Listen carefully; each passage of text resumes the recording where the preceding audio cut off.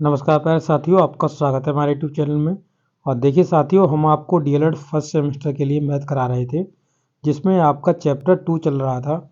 और इस चैप्टर के अंतर्गत हम अभी आपके एक्सरसाइज के क्वेश्चंस कर रहे हैं, जिसमें मैंने आपको 2 वीडियोस दे दिए हैं। पहला लघुत्तरी प्रश्न का था, फिर आपका आधा लघुत्तरी प्रश्न का था। ये तीसरा वीडियो आपके लिए जाने वाला है, जिसमें हम बहुविकल्पी प्रश्नों को करेंगे।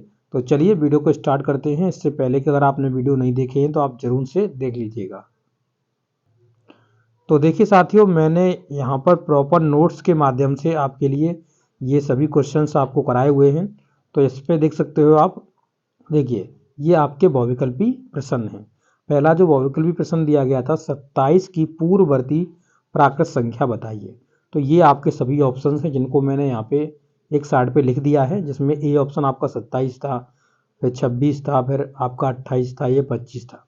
तो इसमें से कौन सा है आपका, वो आपको बताना है कि 27 की पूर्ववर्ती संख्या क्या होगी।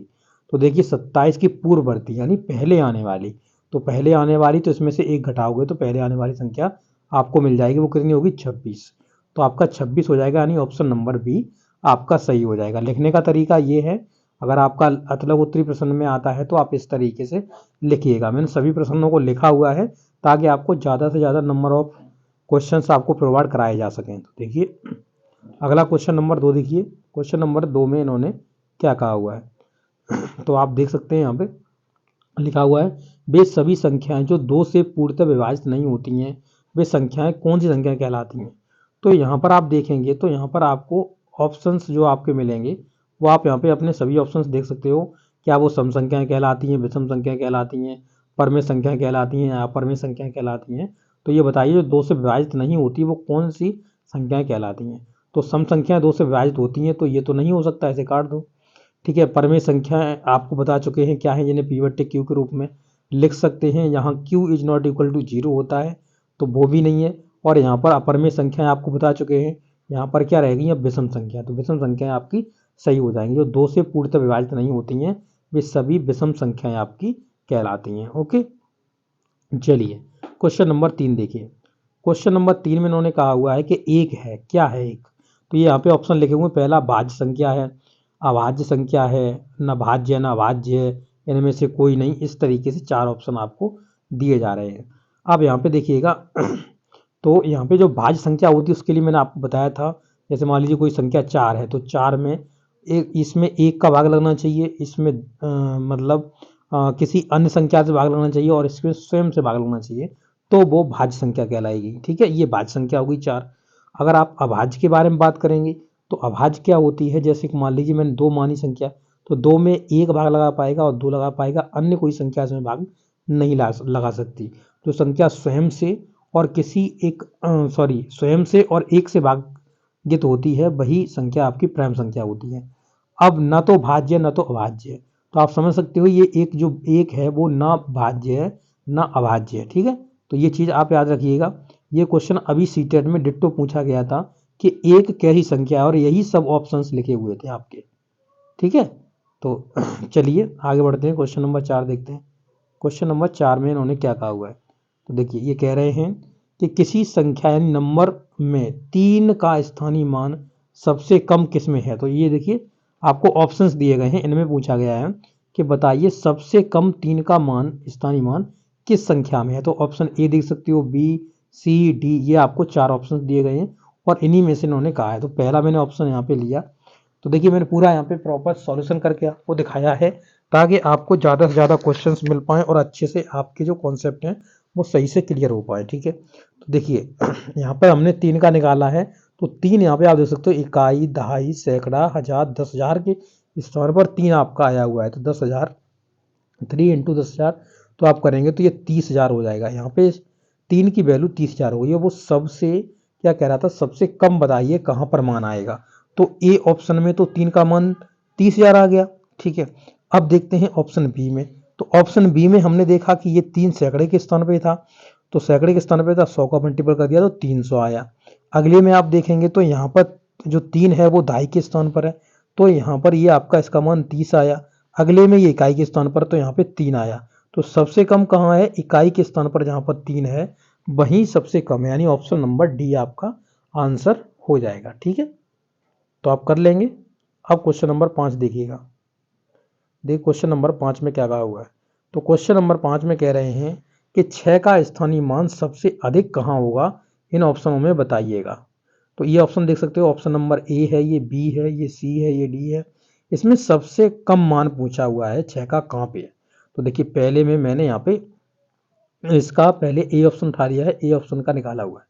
तो ए ऑप्शन में देखिएगा तो यहाँ पे 9 है, तो 9 को आप देख सकते हो 9 बट्टे आप यहाँ पे 1000 लिख देंगे, क्योंकि आप देख सकते हो ये आपके 1000 में प्लेस, जैसे मान लीजिए जैसे आप इधर पढ़ते हो इकाई, दहाई, सैकड़ा, तो इधर आपका बट्टे वाला सेक्शन चलता है। ठीक है, तो यहाँ पे पहले नंबर पे होगा तो 1/10 में होगा, फिर 1/100 में, फिर 1/1000 में, इसी तरीके से आपका बट्टे में बढ़ता जाएगा। तो देखिए मैंने सबका निकाला हुआ है, और यहाँ पर जो स्पेशली हम टारगेट कर रहे थे वो 6 को कर रहे थे। तो 6 से आप देख सकते हो यहाँ पे 6/100, 6/100 इसकी वैल्यू निकल के आई है पहले ऑप्शन में। ठीक है, अगले ऑप्शन में देखेंगे तो अगले ऑप्शन में आप देखिएगा यहाँ जो 6 की वैल्यू निकल के आई है वो कितनी है। तो 6 की वैल्यू यहाँ पर आप देख सकते हो 6 बट्टे आपका 1000 निकल के आई है। अगले में देखोगे तो आपका यहाँ पर, यहाँ ये देखिए सी में, तो यहाँ पे 6/10 आई हुई है, और यहाँ पे 6/1000 आई हुई है। तो आप देखिएगा इसमें सबसे कम वैल्यू इसकी कहाँ पे है। तो सबसे बड़ा पूछा हुआ है, तो सबसे बड़ी वैल्यू यहाँ पे हो जाएगी, और सबसे कम का पूछता तो आपका यहाँ पे 2 में देखिए यहाँ पे, देखिए यहाँ पे आप देख सकते हो 2 यहाँ पे सेम टू सेम हो जाते, मतलब 6/100, 6/100 हो जाते। तो इनमें सबसे, इसलिए उसने सबसे बड़ी पूछी हुई थी, तो यही हो जाएगी आपकी। अब देखिए यहाँ पे पूछा हुआ है 13 का अनुवर्ती प्राकृत संख्या बताइए। तो अनुवर्ती मैंने बताया था आगे आने वाली संख्या होती है, ये सभी आपके ऑप्शंस दिए गए हैं ये वाले। तो देखिए 13 की अनुवर्ती संख्या यानी आगे आने वाली संख्या, तो 13 में 1 जोड़ देंगे तो अनुवर्ती आपकी 14 आ जाएगी। तो 14 वाला आप ऑप्शन लगा दीजिएगा। ठीक है, तो ये 14 का आपका ऑप्शन हो जाएगा। क्वेश्चन नंबर 7 देखिए। देखिए क्वेश्चन नंबर 7 में क्या कह रहा है, कह रहा है किसी संख्या में 5 का स्थानीय मान सबसे अधिक है। तो किस संख्या में सबसे अधिक है 5 का स्थानीय मान। ऑप्शन ये दिए गए ए, बी, सी, डी, ये सभी आपको ऑप्शंस दिए गए, इनमें से आपको बताना है। तो ए ऑप्शन में हमने 5 का स्थानीय मान निकाला तो 5/100 हो गया, बी में निकाला 5/1000 हो गया, सी में निकाला 5/10 हो गया, और डी में निकाला तो 5/100 हो गया। और सबसे क्या पूछ रहा था, अधिक पूछ रहा था किस में आपका मान होगा। तो सबसे अधिक आप देख सकते हो यहाँ पे 5/10 होगा, क्योंकि 1/2 बन जाएगा, ये 5 मतलब 5/10 है वो 1/2 हो जाएगा ना, तो यही सबसे अधिक होगा। और ये सभी सबसे कम होंगे, क्योंकि आप देख सकते हो कि इनके संख्या ज़्यादा भाग लगा रही है, इसमें 100 भाग लगा रही है, इसमें 1000 भाग लगा रहा है, इसमें 100 भाग लगा रहा है, तो ये तो कम निकल के आएगा। तो ये जिसमें 10 भाग लगा रहा है ये ज़्यादा निकल के आएगा, तो यही आपका ऑप्शन हो जाएगा। ठीक है, क्वेश्चन नंबर 8 देखिए। क्वेश्चन नंबर 8 में कह रहा है कि यहाँ पे एक संख्या दी गई है और इसमें 3 का स्थानीय मान ज्ञात करने के लिए कह रहा है। तो यहाँ पे 3 का स्थानीय मान निकालो तो कितना हो जाएगा, 3 सैकड़े के स्थान पर है, 100 का मल्टीपल कर दो 300 हो जाएगा। तो 300 वाला आपका ऑप्शन सही हो जाएगा। ठीक है, निकाल सकते हो, बहुत आसान है, इसमें कुछ है ही नहीं। ठीक है, अगला चलिएगा क्वेश्चन नंबर 9। क्वेश्चन नंबर 9 में कह रहा है कि 80 और 90 के बीच अभाज्य संख्याएं बताइएगा। तो ऑप्शंस ये दिए गए हैं, नीचे आप अपने ऑप्शंस देख सकते हो, 81, 83 दिया गया है। तो आप देखोगे 81 जो है ये तो आपका कई संख्याओं से डिवाइड हो जाएगा, तो ये अभाज्य संख्या नहीं हो सकती। जैसे 3 से इसे डिवाइड कर सकते हैं, ठीक है, 9 से डिवाइड कर सकते हैं, ठीक है, इसी तरीके 27 से डिवाइड कर सकते हैं, फिर इसे 81 से डिवाइड कर सकते हैं, ऐसे और भी संख्या मिल सकती हैं जो डिवाइड हो जाए। तो ये तो आपकी अभाज्य संख्या का युग्म नहीं है, मतलब ये जोड़ा नहीं है। यहाँ पे 83, 87 देखिएगा तो 87 आपका डिवाइड हो जाता है, ये 3 से डिवाइड हो जाएगा 87, तो इसलिए ये भी नहीं होगा।